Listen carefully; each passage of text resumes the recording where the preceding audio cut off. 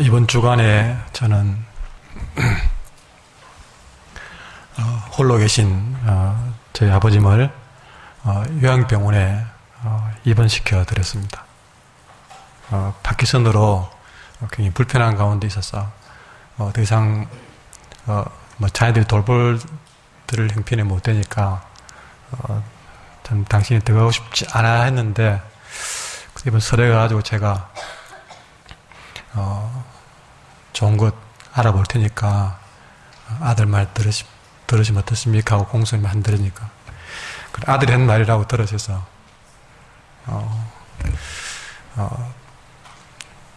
입원을 하셨습니다. 입원하는 그날, 이번 목요일 날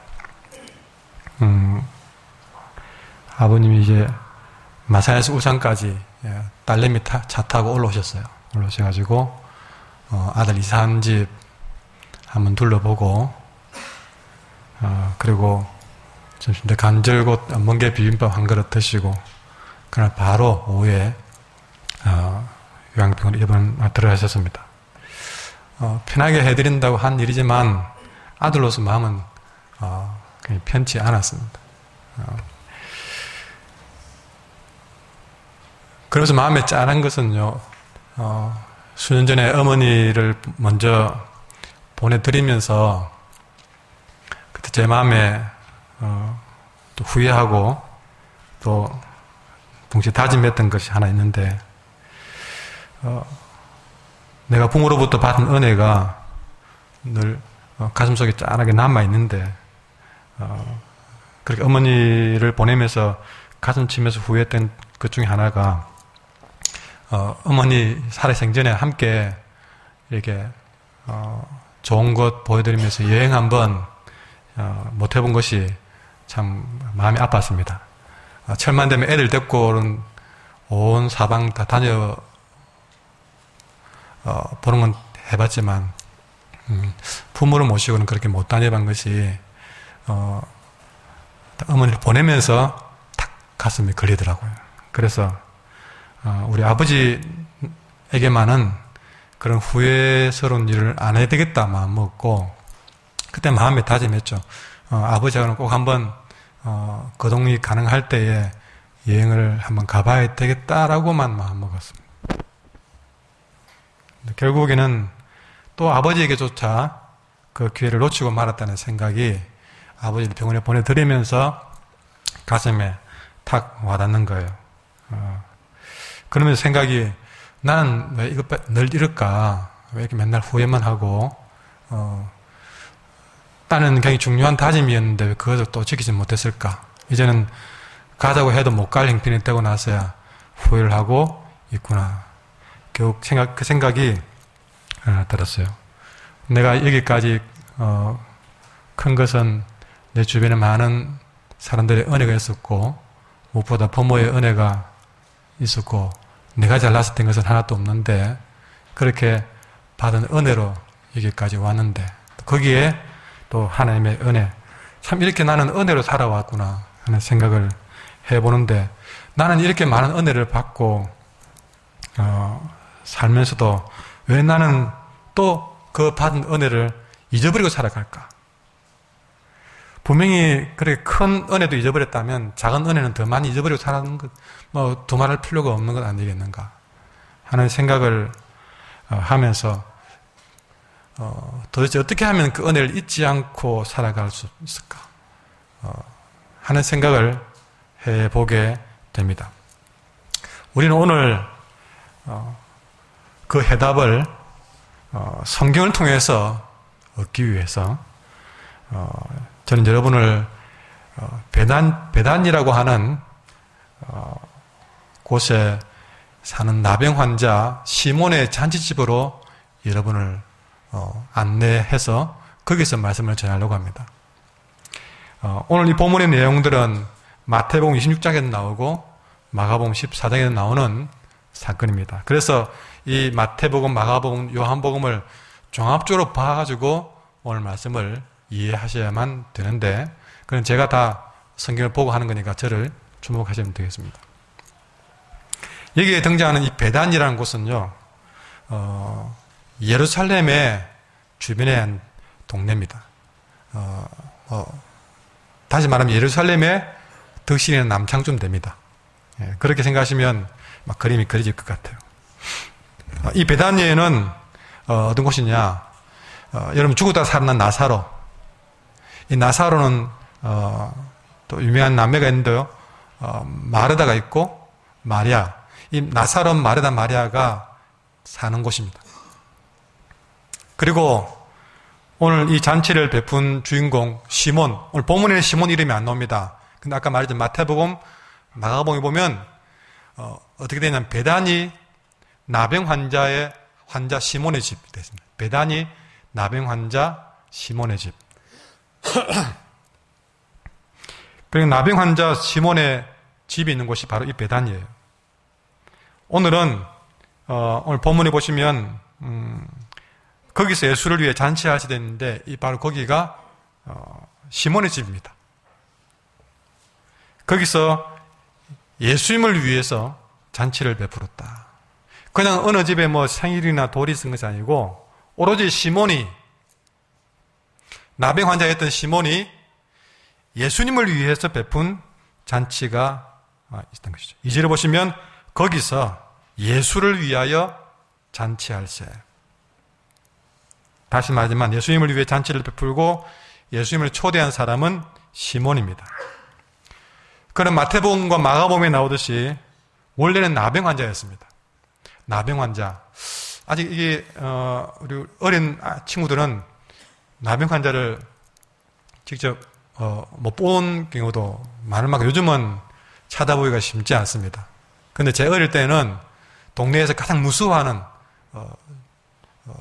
사람 중에 한 분이 이 나병 환자가 지나갈 때, 그는 뭐 어른들이 그렇게 막 시켰던 것 같아요. 제일 무서운 사람은 그때 뭐 나병 환자 아니면 또 늑마를 지고 가는, 예. 굉장히 그것을 이유도 모르고 뭐 그렇게 뭐 피해라 무서워하고 그렇게 들은 기억이 나는데 저도 그렇게 크면서 그렇게 이런 분들을 자주 보지는 않았던 것 같습니다.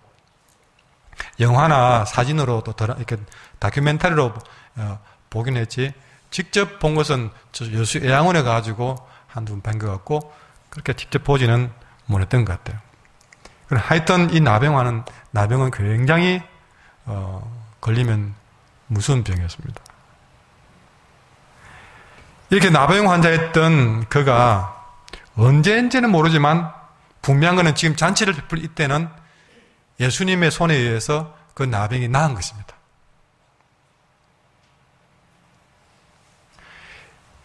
나병을 고침받고 그 받은 은혜에 보답하는 의미에서 시몬은 예수님을 위해서 잔치를 베푼 겁니다. 너무나 이렇게 당연한 수는 아닙니까? 나병으로 살다가 예수님 때문에 그 병을 고침받았다. 그럼 누구라도 이렇게 예수님을 초대해서 잔치 좀 베풀지 않겠느냐는 것이죠. 지금까지는 이 시몬의 이름의 앞에는 나병 환자 시몬, 성경에도 베다니 나병 환자 시몬이라고 붙어 있습니다. 늘 그렇게 붙어 다녔지만 지금은 아닙니다. 그냥 이 나병 환자라는 딱지는 떼버렸고 그냥 시몬이라고 불러도 될 사람으로 바뀐 거죠. 앞에 안 좋은 딱지가 탁 떨어져 나갔어요. 여러분, 나병 환자 딱지 하나 떼는 것이 뭐 그리 대단한 일이냐고 말할지 모르지만 이거는 이 시몬의 입장에서는 인생 자체를 바꿔놓는 사건이었습니다. 뭐 병 하나 걸렸다가 치료받는 그런 정도가 아니고 이 나병의 성격상 이것은 인생을 바꿔놓는 어마어마한 사건이었습니다. 나병 환자라는 것만으로도 즉시 가족들로부터 분리, 격리시켰습니다. 뭐 지금처럼 의료체계가 체계적이지 않음에도 불구하고 2000년 전에 아주 허술한 그런 의료체계였다 할지라도 나병 환자만은 모두가 다 집 식구들도 나병이 걸렸다 그러면 접근하지 않고 격리시키는 정도의 무서운 병이었던 것이죠. 그리고 격리될 뿐만 아니라 격리되는 순간부터 사실은 버림받은 인생이다. 이거는 그 당시에 그랬다는 것이죠. 지금이야 뭐 병원도 있고 막 그렇게 하지만 그거는 상상도 못할 일이에요. 사람들이 안 다니는 아주 익숙한 곳에 그들은 격리되어서 감히 동네에도 오지 못할 그런 처지에 놓인 것입니다. 이 시몬이 예수님 만나기 전까지는 늘 그 병 때문에 육신 자체가 너무나 고통스러웠어요. 점점 몸은 구부러져 가고 피부는 썩어 들어가고 그러니 손가락과 얼굴은 이그러져 가고 점점 이렇게 굳어져 가고 얼굴이 얼그러져 가는 과정에서 썩어가는 피부로 냄새는 진동하죠. 보기는 점점 흉측해지니까 눈만 내놓고 모든 걸 가리고 살아야 될, 자기들끼리도 그 흉측한 모습을 보여주기도 싫고 보여줄 수도 없는 그런 상황에 놓였던 시몬의 삶이었습니다. 적어도 그가 예수님 만나기 전에는 그랬던 것이죠. 그리 살던 그가 이제는 자기 집에 예수님과 그의 제자들 많은 사람들을 초대해놓고 잔치를 베푼다. 이건 어마어마한 변화가 아니고 무엇이겠습니까? 잔치, 저녁 한 끼, 그 정도야. 어찌 보면 별것 아닐 수 있습니다. 그러나 예수님 입장에서는 그냥 한 끼가 아니었습니다. 굉장한 잔치였습니다. 예수님이 잊지 못할 잔치였습니다. 여러분, 똑같은 대접이라도 때로는 잊지 못할 대접이 있잖아요. 똑같은 밥, 어쩌면 시몬이 그렇게 살았으니까 경제력이 있겠습니까? 그렇게 화로운 잔치는 아니었을 것입니다. 잔치라는 이름은 가졌지만 국 한 그릇, 밥 한 그릇 놓고 한 잔치일 수도 있습니다. 그럼에도 예수님은 상다리가 부러지는 만큼의 큰 잔치보다 잊지 못할 큰 잔치였던 것이죠. 왜냐하면 그 앞뒤 내용을 보면 알 수가 있습니다. 여러분, 우리가 방금 12장을 보셨는데요. 11장 57절 말씀 바로 앞에 있는 상황을 한번 같이 읽도록 하겠습니다. 11장 57절 같이 읽겠습니다. 시작.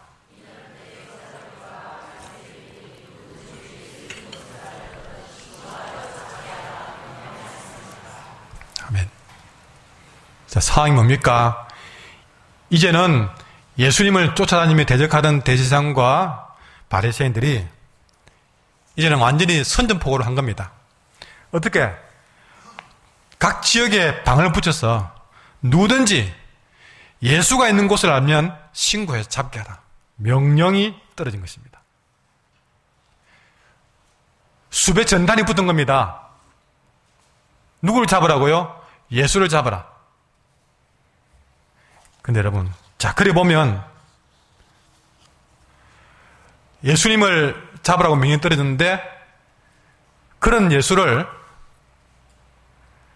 대놓고 식사에 초대했다. 여러분, 그러면 어떻게 되겠습니까? 예수님뿐만 아니라 그런 예수를 초대한 사람도 물을 필요 없이 공모죄로 분명히 잡혀가서 취조를 받던 곤란을 당하게 되는 것은 뻔한 일입니다. 숨길 수 없는 일입니다.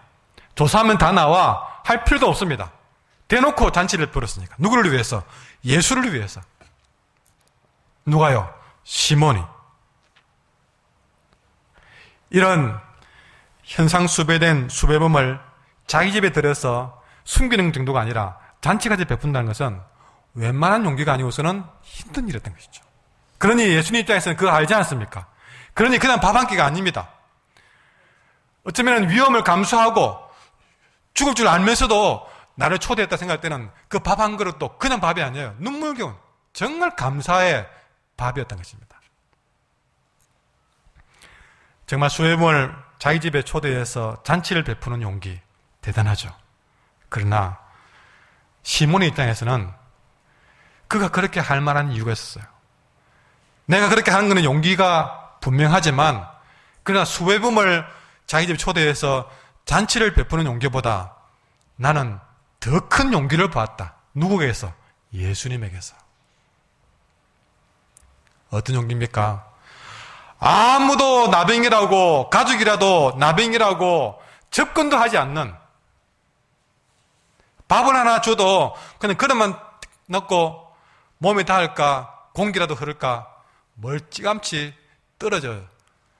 그렇게 취급받은 인생인데 어느 날 예수님은 다가와서 아무도 손도 대지 않는 자신의 나병 환자의 종기에다가 두려움 없이 손을 올려놓고 기도하시는 그 용기는 시몬이 충격적으로 잊을 수가 없던 거죠.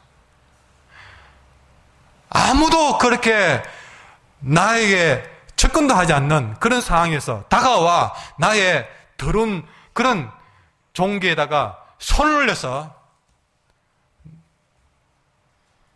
이 사람의 병을 고쳐달라고 기도하던 예수님의 용기는 수백 번을 잔치에 초대한 자신의 용기보다 훨씬 더 놀라운 것으로 봤기 때문에 그런 두려움 없이 예수님을 자기 집으로 초대할 수가 있었던 것이죠. 이것이 은혜를 잊지 않는 사람의 모습이던 것입니다. 다시 말해서 시몬은 내 병을 고쳐주신 예수님의 은혜를 그가 아무리 수배를 당한 자랄지라도 잊을 수가, 외면할 수가 없는 것입니다. 생각해 보십시오. 예수님 때문에 그 지긋지긋한 나병이 고침받을 뿐만 아니라 드디어 사랑하는 가족들이 살고 있는 집으로 되돌아올 수가 있었습니다. 누구 때문에? 예수님 때문에. 그리고 예수님 때문에 그 다 문드러져 숟가락도 제대로 하나 잡지 못하던 그런 손가락 가지고 이제는 예수님 때문에 그의 사랑하는 딸의 머리카락을 부드럽게 썰어 넘길 수 있는 그런 행복을 알게 된 것이죠. 피부가 다 썩어가는 냄새 때문에 도무지 다가갈 수도 안을 수 없던 그런 아내를 예수님 때문에 이제는 정말 따뜻한 가슴으로 안아줄 수 있게 되었어요. 그의 아내를 안으면서 이게 다 예수님의 은혜가 아니고 내가 이런 은혜를, 이런 행복을 어디서 맛볼 수 있겠느냐? 그동안 나병 때문에 멀어졌던 친척과 친구들을 이제는 잔치에 초대할 수 있을 만큼 만날 수 있게 되었다. 그러니 이 시몬의 입장에서는 그가 나병으로 있을 때 꿈에도 그리던 그 행복한 맛을 지금 다 보고 있는 거예요. 그 행복이 얼마나 큰지 수백 번만을 내 집에 전체에 초대해도 두렵지 않을 만큼 행복함이, 감사함이, 그 은혜의 감격함이 더 컸다는 것입니다.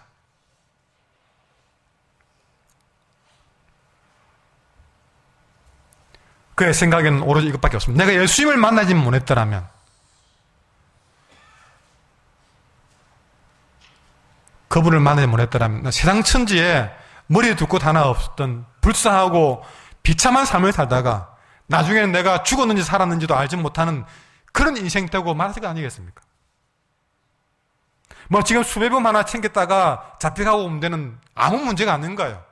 예수님 만나지 않았다면, 그분 은혜 안 받았다면 나는 내 가족들조차도 이제는 버려졌다가, 격리됐다가 버려졌다가 나중에는 언제 죽을지도 모르고 그냥 사라질 인생, 그런 인생이었잖아요. 그런 악몽 같았던 세상에서 기적같이 날 건져주신 예수님께 이제는 뭐 음식이든 집이든 그분에게 못 드릴 것이 없는 겁니다. 필요하다면 자신의 간도 속에도 다 내어드리고 싶은 마음이 지금 시몬의 마음이지 않겠습니까? 그러니 지금 예수님이 시몬에게 받는 그 대접은 그냥 흔한 대접이 아닙니다. 흔한 사랑이 아닙니다. 그냥 저녁 한 끼가 아니란 것이죠. 여러분, 이런 마음을 알기에 그것이 뭐 음식이 어떤 종류든 상관없이 예수님은 시몬의 그 작은 사랑을 받으셨습니다. 어떻게 받았느냐? 이 작은 한 끼지만 남들은 어떤 면에서는 그보다 더 많은 대접을 했을지 몰라도 예수님은 단 한 끼라도 그 마음의 진심을 알았기에 예수님은 그 헌신을, 그 사랑을 길이 길이 남을 기억해야 될 헌신이라고 그렇게 인정하신 것입니다. 이 이야기는 마태복음 26장에 가보면요, 이런 표현이 있습니다. 26장 13절에 보면 예수님이 이 잔치 자리에서 하신 말씀이에요. 온 천하에 어디서든지 이 복음이 전파되는 곳에서는 이 여자가 행한 일도 말하여 그를 기억하리라. 두고두고 이 사건을 기억하라는 것입니다. 여러분은 성경을 좀 아시면 목사님 그거는 향유옥합 사건인데요. 예, 향유옥합 사건 맞습니다. 근데 이 향유옥합 사건이 시몬의 집에서 일어나기 때문에 이 시몬의 집의 일과 전혀 뗄 수 없는 일이었던 것이죠. 나중에 그 이유를 설명드리겠습니다. 자, 중요한 것은 지금 시몬의 그리고 마리아가 예수님께 베푼 이 잔치와 사랑은 그냥 사랑이 아니었어요. 아까 말했지만 수백 번을 초대했던 일이기 때문에 위험을 무릅쓴 사랑이었습니다. 좀 과하게 말할지 몰라도 목숨을 건 사랑이었습니다. 그만큼 우리 주님 보실 때는 자자손손 대대로 기억할 만한 사랑이었습니다. 주님 보실 때에 감동적인 사랑이었습니다. 시몬도 그 은혜를 잊지 못해서 베푼 대접이었지만 우리 주님도 잊지 못할 사랑이었습니다. 잊지 못할 대접이었던 것이죠. 정말 잊지 못할 마음으로, 잊지 못할 은혜에 감사하는 마음으로 대접을 한다면 그 대접을 받은 사람도 그 대접을 잊지 못할 것 같아요.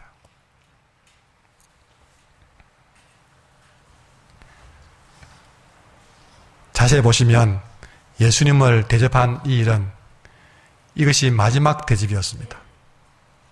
1절에 보시면 시점을 어떻게 표현하냐면 6월절 엿새전이라고 되어 있습니다. 6월절 엿새전이면 예수님이 십자가에 달리기 6일 전이었단 말이죠. 지금은 아무도 예수님이 십자가에 달릴 줄 몰랐습니다. 예수님 본인만 알았어요. 예수님은 그 시몬의 대접을 받으면서 내가 마지막 대접을 참 멋지게 받고 있다. 그렇게 받은 거예요. 속으로 참 눈물 나는 정말 잊지 못할 대접을 받고 계신 것입니다. 그것도 자기가 고쳐준 그 시몬을 통해서 정말 진심으로 사랑하는 마음을 가지고 대접을 받았으니 예수님은 내가 이 대접 잊지 않을게 라고 하신 것입니다. 그러니 이 잔치집은 대접을 받는 예수님도 행복했고 대접하는 시몬도 참 행복했던 순간이었어요. 그런데 여러분, 그에 비해서 똑같은 예루살렘에 살고 있는데 또 놀랍게도 집을 방문한 것은 시몬의 집만 방문한 것이 아니고 예수님은 6일 동안에 시몬의 집에도 방문했고 또 예루살렘에 있는 다른 집도 자이든 타이든 방문을 하게 되는데 예수님이 그 집에 방문했다고 다 행복한 집이 아니었던 것을 성경은 말해주고 있습니다. 똑같이 예수님이 집을 방문했는데 오늘 시몬은 대접하는 시몬이나 대접을 받는 예수님이나 다 행복하게 그 잔치밥을 먹었는데요. 똑같은 예수님이 방문한 또 다른 집에는 어땠을까? 한번 제가 안내해 드릴게요. 그 6일 사이에 예수님은 십자가에 지기 전에 대제사장의 집에 가졌습니다. 물론 그때는 잡혀갔습니다. 잡혀가다 어쨌든 예수님이 대제사장 집에 들어가게 되었어요. 그 집은 예루살렘 안에서 제일 어리어리한 집 중에 하나였습니다. 수많은 창고가 있었고 또 그 집의 배경은 정말 아름답고 경치가 너무 좋은 그런 위치에 집이 있습니다. 그런 좋은 집에서 예수님까지 방문했으면 시몬 집보다 훨씬 더 잔치 분위기가 되어야 되는데 아니요. 그 대제사장 집에 예수님이 찾아갔을 때에는 오로지 예수님께 대제사장이 주었던 것은 온갖 거짓말과 온갖 비난의 말과 모욕만 퍼부어 주었습니다. 누구에게? 예수님에게요. 아무리 좋은 위치에 아무리 좋은 집 갖고 있어도 대제사장이라는 아무리 좋은 직분 가지고 있어도 그가 예수님께 한 대접은 거짓말밖에 없어요. 거짓말하는 사람들 미리 준비해놓고 그 집안에서 예수님 모셔놓고 예수님 앞에서 거짓말만 했던 것입니다.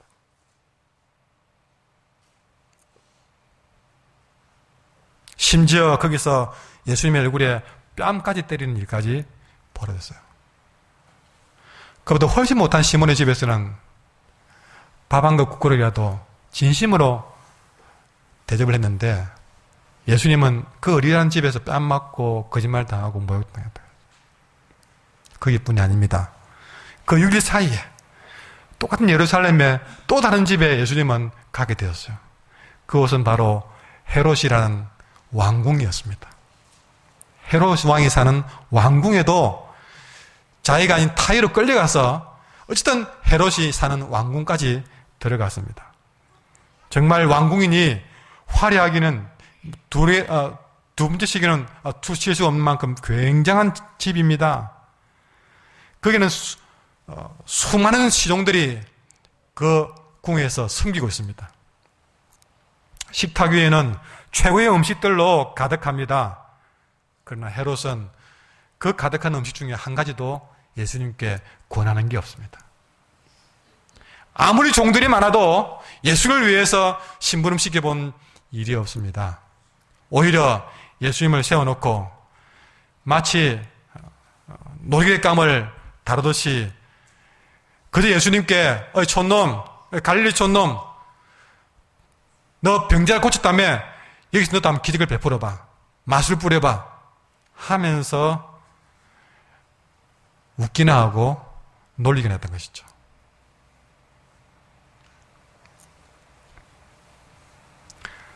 이게 끝이 아니었어요.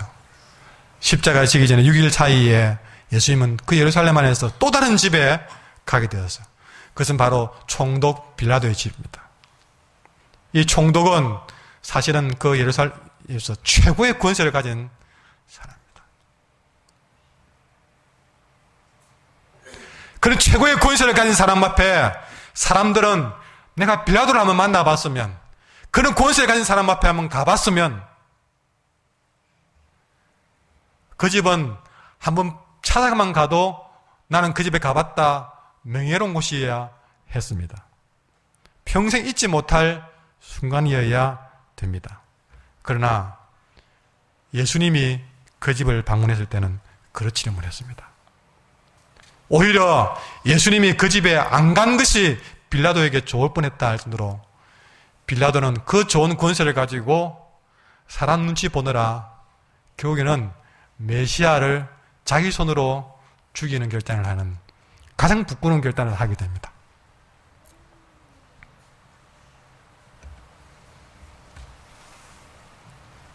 이 바보 같은 빌라도는 역사에 길이 남을 후회의 주인공이 되고 말았습니다. 자기가 사는 그곳에서.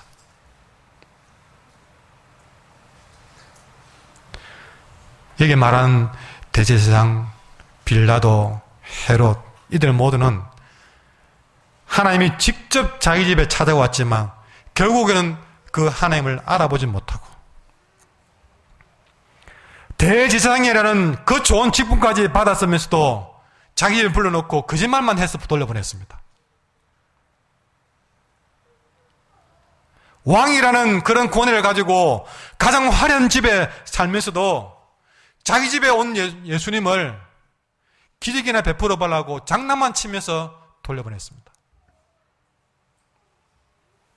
최고의 권세를 가졌으면서도 그 권세를 가지고 사람 눈치만 보면서 비겁한 행동만 하고 빌라도는 구주를 사형대에 세우고 말았습니다.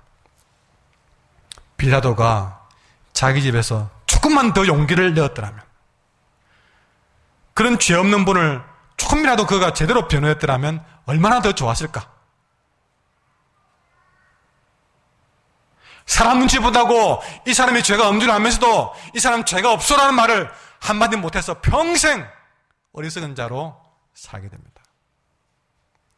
헤롯이 예수님께 조금만 더 진지한 모습으로만 장난치지 않고 대했더라면 이렇게 헤롯의 인생이 부끄럽지 않았겠습니다. 제사장이 자기가 받은 직분대로 정말 진리에 대해서 조금만 더 제대로만 알았더라면 그 인생 그렇게 부끄럽지 않았겠습니다.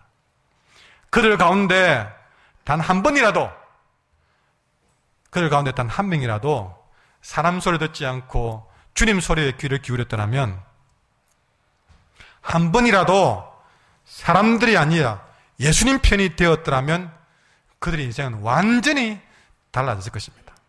그러나 안타깝게도 그들 모두가 주님을 보고도 외면했습니다. 그들 모두가 자기 집에 온 주님을 맞이하면서도 그들은 더 큰 죄를 짓고 말았습니다. 그들은 그렇게 그들 앞에 완전히 주어진 기회를 그들 스스로가 차버렸다는 것입니다. 이유는 뭘까요? 그들 코앞에까지 다가온 주님보다는 다른 것에, 대제사장은 자기 직분의 마음을 빼앗기고,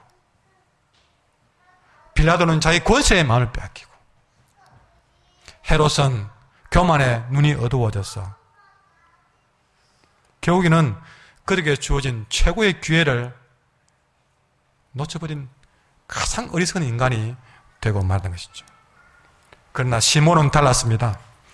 빌라도만큼 권세가 없어도, 헤롯만한 집은 없어도, 대제사장 같은 직분은 없어도 시몬은 달랐습니다. 좋은 집 없어도 괜찮았습니다. 좋은 권세 없어도, 좋은 직분은 없었지만 적어도 내가 받은 은혜에 감사할 수 있는 마음 하나는 가지고 있었던 것이죠. 그리고 한 걸음 더 나서 그 은혜를 베푼 예수님께 작은 사랑이라도 베풀 수 있는 기회를 놓치지 않는 사람이었던 것입니다. 시몬이 뭐 대단한 것을 하나님께 주님께 드렸습니까? 아니에요.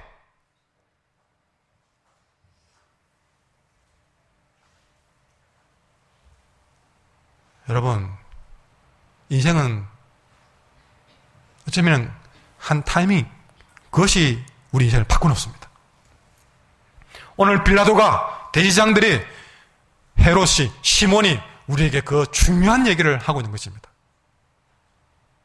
평생 노력해야만이 인생이 바뀌어진 것이 아닙니다. 내게 주어진 한 순간을 내가 빌라도처럼 놓치게 되면 아무리 내가 지켜왔던 것이라도 그 권세는 부끄러운 권세가 될 것이고, 평생 나병으로 살아왔더라도 한순간 내가 해야 될 작은 기회를 놓치지 않는다면 그것이 평생 기억할 일이 된다는 사실을 시몬은 말해주고 있는 것입니다.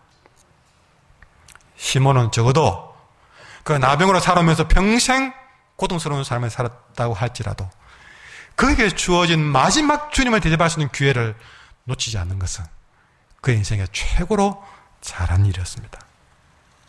소박했지만 진심이 담겼고 정성이 담긴 잔치였기에 나중에 예수님은 그 대접을 받고 한 번 대접받은 건 일이지만 나중에 빌라도에게, 헤롯에게, 대제사장에게 끌려가서 온갖 모함과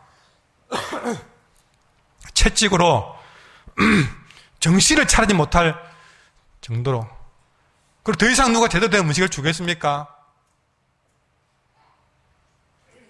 정말 그 고통 가운데 허기진 육신에 그 큰 고통이 몰려올 때에도 오히려 그 순간 예수님은 마지막 그의 입맛에 남은 시몬의 집에 대접받은 그 대접이 떠올라지며 그 고통을 참아내지 않았겠나 것이죠. 빌라도가 헤롯이 준 왕의 진미는 아닐지라도 그저 시몬의 간장 용기 한 그릇에 간장 맛이라도 그때 시몬의 집에 간장 맛이 너무 좋았어. 그 고통 가운데 잊지 못할 간장 맛이었을 거죠. 시몬의 처음이자 마지막인 바로 그 대접이 그렇게 마지막 십자가의 길을 예수님께 분명 엄청난 큰 힘이 되었을 것입니다. 예수님이 십자가에 지기 전에 이 시몬의 사랑만 받은 것이 아니었고 오늘 본문에는 또 한 사람의 대접이 나옵니다. 그것은 바로 3절부터 나오는 마리아입니다. 시몬의 집에 잔치가 베풀었다는 소식을 듣고 나사로의 동생 마리아가 향유 옥합을 가지고 온 것이에요. 들어와서 그 마리아는 지극히 비싼 향유, 순전한 나드 한 건을 그 예수님의 발에다 다 쏟아붓고 머리털로 예수님의 발을 닦아주었던 것입니다. 마시는 대접은 시몬이 했습니다. 그리고 그 향유옥합으로 마리아는 예수님의 몸을 씻게 드렸습니다. 시몬의 집에서. 이런 마리아의 대접을 받은 다음에 예수님이 고난의 십자가를 질 때도 여러분 그 마리아가 부어놓은 향유가 오랫동안 그 마음에 남아서 십자가 질 때 흘러내는 그 피 비린내 이상으로 마리아가 부어준 향유 향기는 여전히 남아있을 겁니다.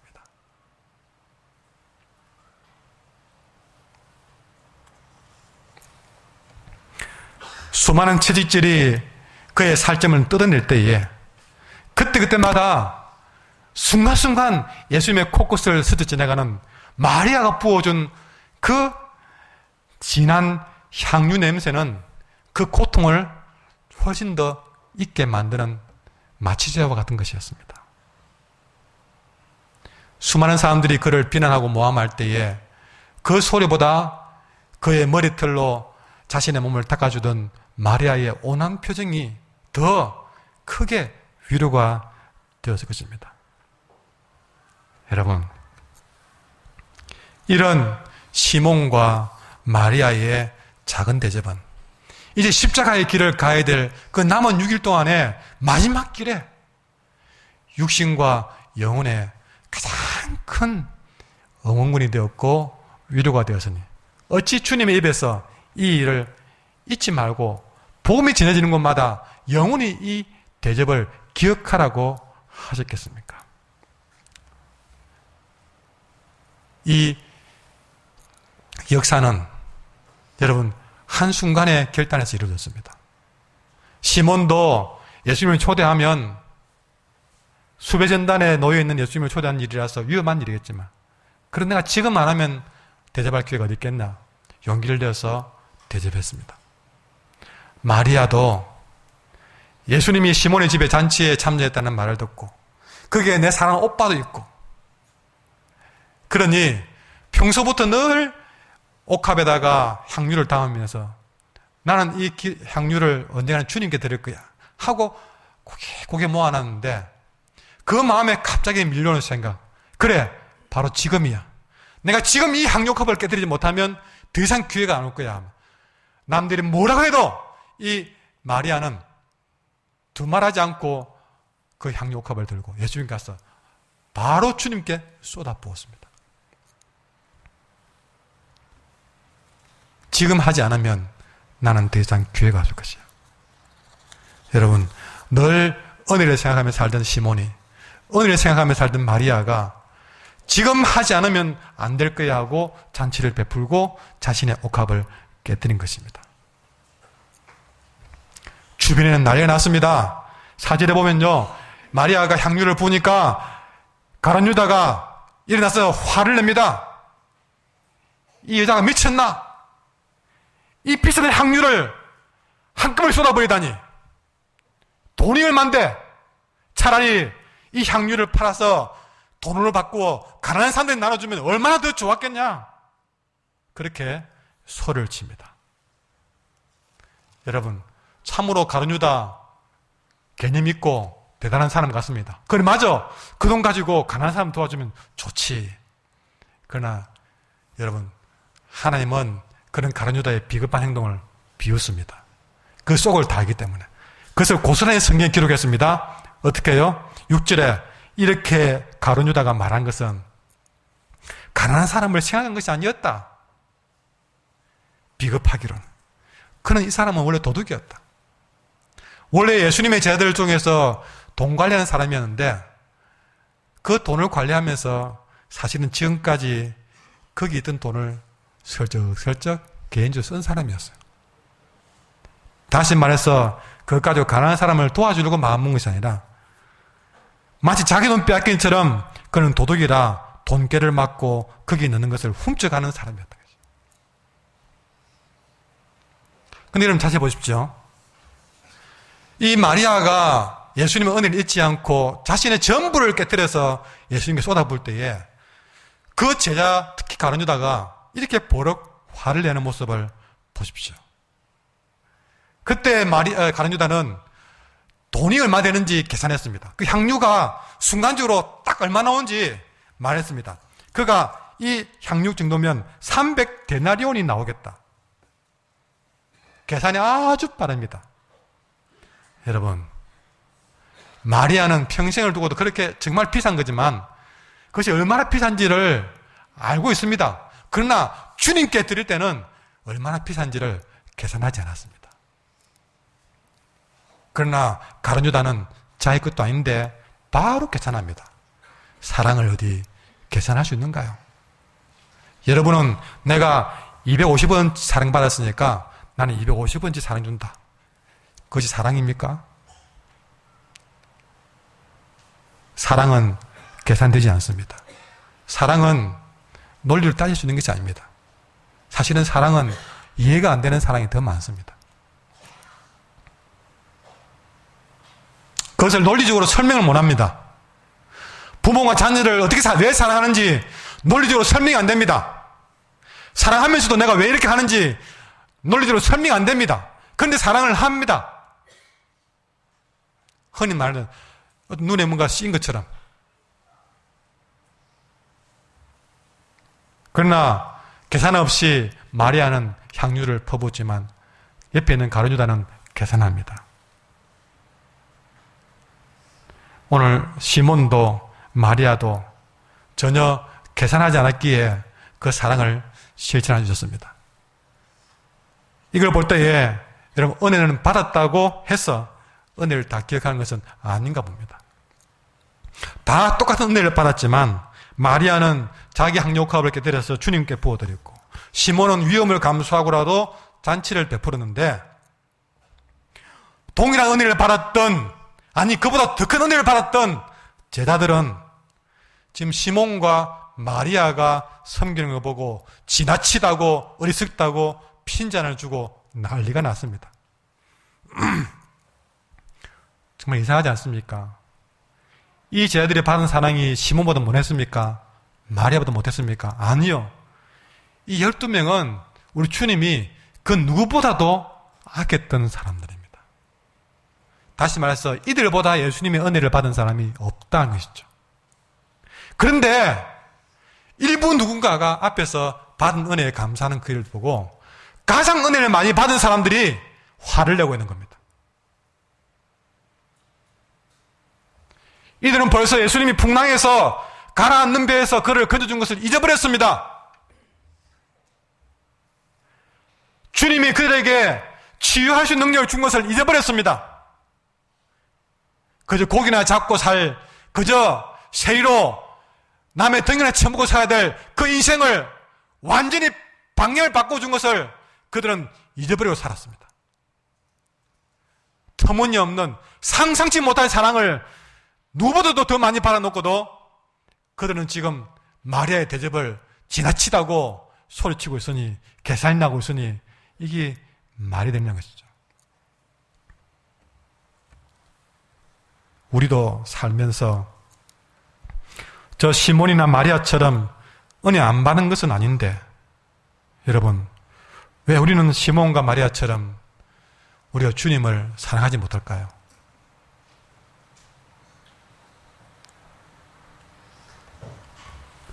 여러분 우리는 어쩌면 제 아들처럼 더 많은 은혜를 받았는데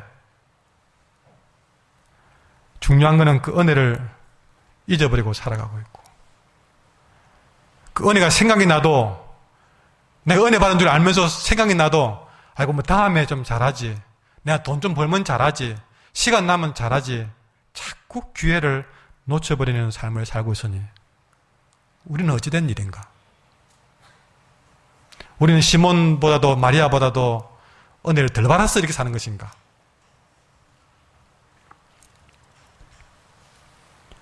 여러분 지금 주님은 우리에게 다시 한번 이 말씀을 통해서 당부합니다. 우리가 받은 은혜에 감사할 때는 바로 지금이다. 시몬과 마리아가 예수님께 대접하고 좋은 일을 한 것도 중요하지만 중요한 것은 그 좋은 일에 용기를 내서 잔치를 베풀고 향료컵을 깨뜨릴 수 있는 실천을 바로 했다는 것이 더 중요하다는 것입니다. 아무리 마리아가 주를 위해서 향료컵을 준비하고 있으면 뭐합니까? 시몬이 고침받은 것에 대해서 감사하는 마음을 가슴에 담고 있으면 뭐합니까? 수배범을 모신다는 그것이 두려워서 용기를 못 내는데,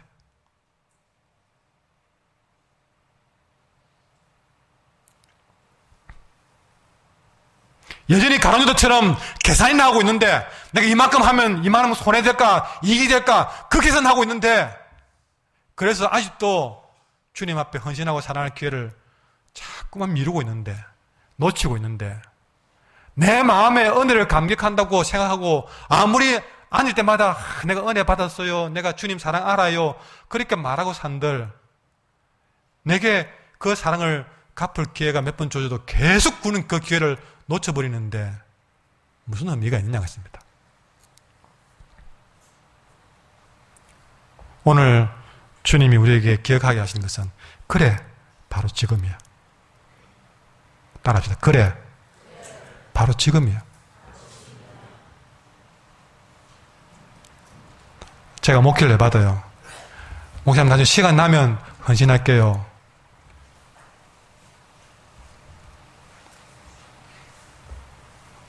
나중에 좀 돈 벌면 내가 12조도 할게요. 저에게 뭐 1억 11조 하고 생각하고 있다고 그런 분도 있더라고요. 속으로 평생 안 하겠구나. 네. 지금 10원도 안 되는 일이 정말 하나님이 10억 주셔서 1억 11조 안 됩니다.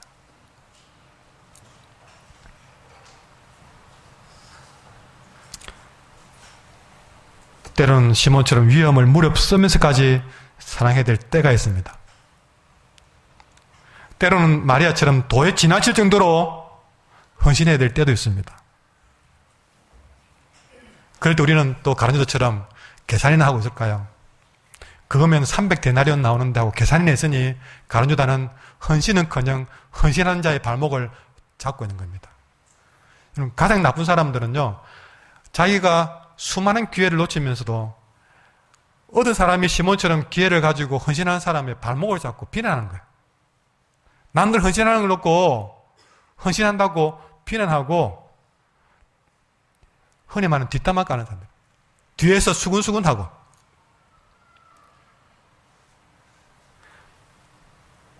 다시 말하지만 그래, 바로 지금이야. 절대로 망설이거나 머뭇거리지 말라. 시작부터 저는 제가 후회하는 이야기를 했습니다. 언니가 TV에 보니까 어떤 젊은 남자가 아내를 보내고 유품을 정리하면서 눈물을 흘리는 거예요.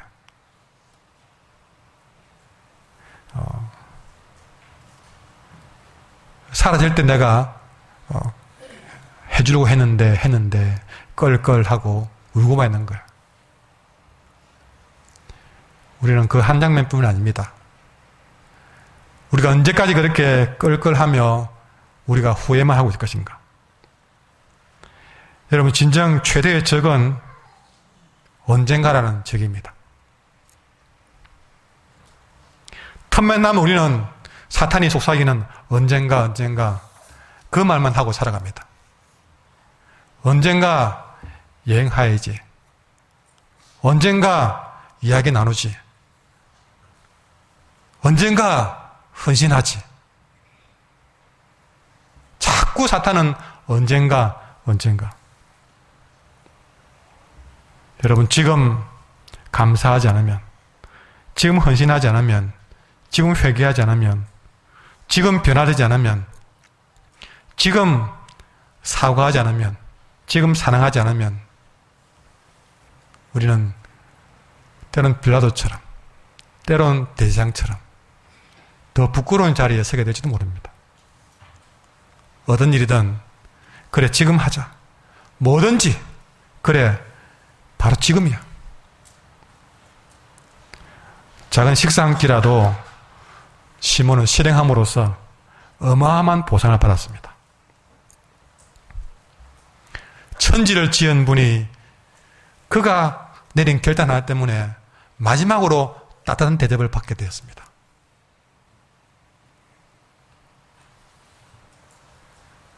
이런 시몬의 대접은 영원히 잊혀지지 않았고 오늘도 2000년이 지났지만 이 덕신 땅에서 기억되고 있다는 사실이죠. 마리아의 대접도 마찬가지입니다. 그가 정말 과한 헌신이었지만 그러나 결코 후회스러운 선이 아니었던 거죠. 온 천하에 이 복음이 전파되는 곳에서는 이 여자가 행한 일을 기억하리라. 예수님은 약속해 주었습니다. 여기 시몬과 마리아 꼭 필요할 때 비난과 위험을 무릅쓰고 그래 바로 지금이야 하고 자신을 주께 드릴 수 있던 복된 사람들이었습니다. 오늘 내가 바로 그 시몬이 되고 내가 바로 그 마리아가 되어야 될 것입니다. 그때를 절대 머뭇거리지 마십시오. 위험을 무릅써야 될 때, 때는 과하게 되더라도 헌신해야 될 때, 여러분 진정한 사랑과 헌신의 기회를 놓치지 않는 저와 여러분 되기를 간절히 소망합니다. 찬양하겠습니다.